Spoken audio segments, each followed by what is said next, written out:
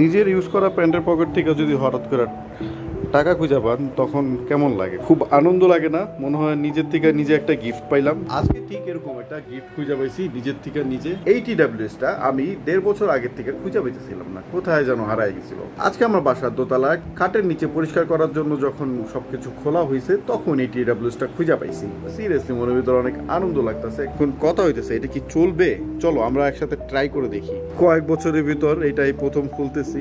Obviously ব্যাটারিতে charge থাকবে না। প্রথম যেই কাজটা এটা হচ্ছে একটু পরিষ্কার করে এটা চার্জে লাগাই আগে, দেখি এটা জীবিত হয় কিনা। জীবিত হইলে তো শুকুর আলহামদুলিল্লাহ, না হইলেও শুকুর আলহামদুলিল্লাহ। ওকে, পাওয়ার কেবলটা দিয়ে দেখি।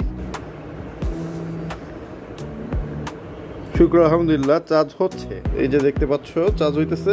টিডাব্লিউএস গুলো বসাই দিই ভিতরে, দেখি ওগুলো চার্জ নেয় কিনা।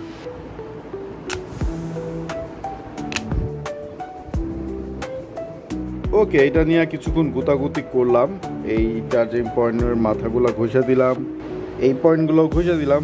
তারপরও টিডাব্লিউএসগুলো চার্জ হচ্ছে না, অনলি হচ্ছে শেলটা চার্জ হচ্ছে।